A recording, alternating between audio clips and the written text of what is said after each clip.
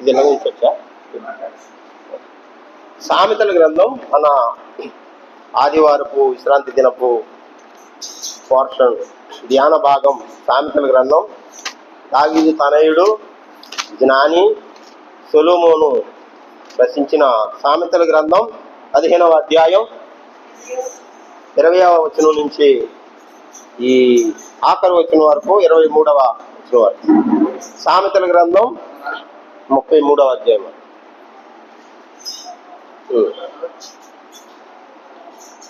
సామెతల గ్రంథం 15వ అధ్యాయం 20వ వచనం నుంచి 33వ వచనం వరకు ఉత్తర ప్రత్యుత్తరాలుగా చదువుకుందాం. 20వ వచనం నేను చదువుతాను, 20వ వచనం మీరు చదవాలి. జ్ఞానము గల కుమారుడు తండ్రిని సంతోషపెట్టును, బుద్ధిహీనుడు తన తల్లిని తిరస్కరించును.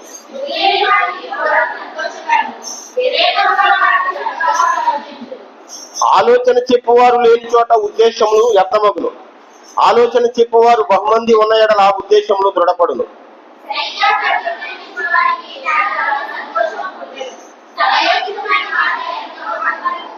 క్రిందనున్న పాతాళము తప్పించుకొనవలెను, బుద్ధిమంతుడు పరమునకు పోవు జీవ మార్గమున నడుచుకొనును.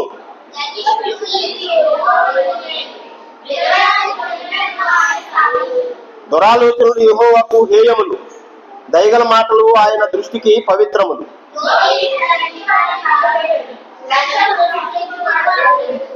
నీతిమంతుని మనస్సు యుక్తమైన ప్రత్యుత్తరం ఇచ్చుటకు ప్రయత్నించును, భక్తిహీనుల నోరు చెడ్డ మాటలు కుమ్మరించును.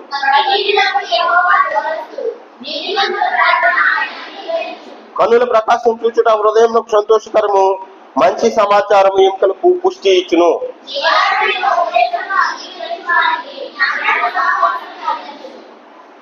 శిక్షనందన వల్లని వాడు తన ప్రాణమును తృణీకరించును, గద్దింపును వినువాడు వివేకియగును. యెహోవాయందు భయభక్తులు కలిగి ఉండుట జ్ఞానాభ్యాసమునకు సాధనము, ఘనతకు ముందు వినయము ఉండును. దేవుడు ఈ లేఖన భాగములో ఉన్న దైవ జ్ఞానంలో మనల్ని పెంచి పోషించి మూర్ఖత్వపు ఛాయ నుంచి మనలను సంపూర్ణ విడుదల కలిగించును గాక. ఆమె నేను ప్రార్థన చేసి చోటుకు వెళ్తాను. అయ్యగారు వర్తమానం చెప్తారు, తర్వాత ఆయన పలమూరు వస్తారు, పలమూరులో పోయినారు. ప్రార్థన.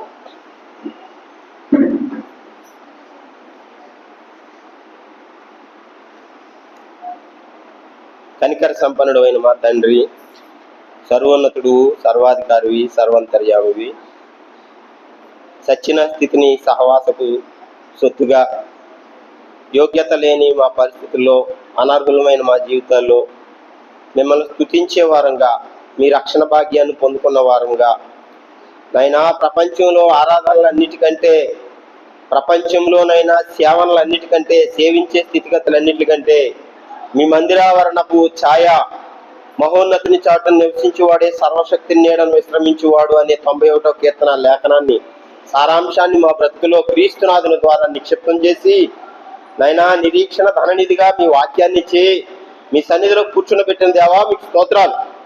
ఆ క్రమంలో నైనా కరోనాల నుంచి, కష్టాల నుంచి, ఎన్నో కడగంటల నుంచి, ఎంతో దేహాలను మీరు సంరక్షించి నైనా సజీవ లెక్కలో ఉంచినందుకు మీకు స్తోత్రాలు.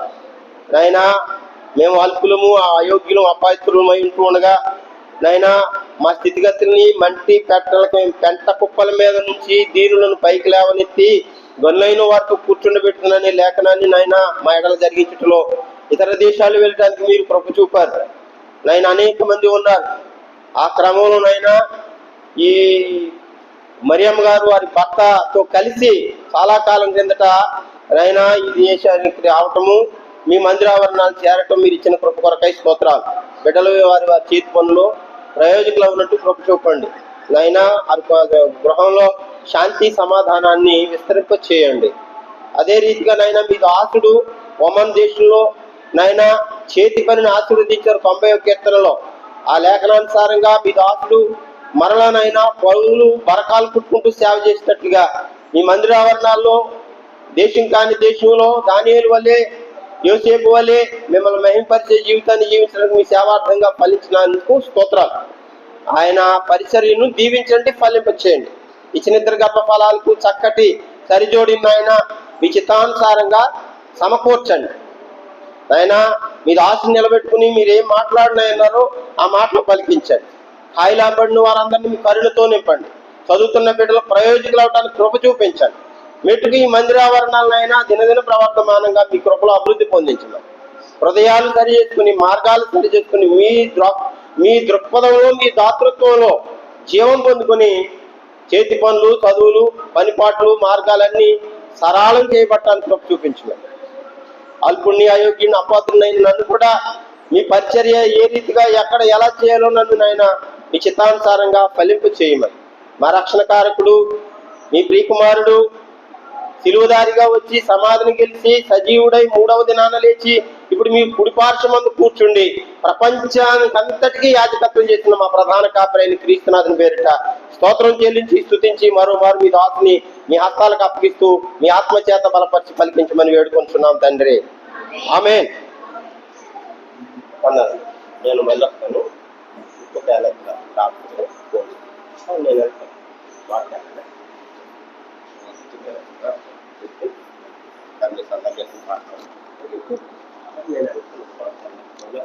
నేను వస్తారా? మీరు ఉంటారు కదా? ఉంటారు. పలుమూరులో ఉంటుంది. నా అన్నయ్య బాగోలేదు, అన్నయ్యకి డయాలసిస్ అవుతుంది. మా అన్నయ్యకి డయాలసిస్ అవుతుంది, సంఘానికి పూలే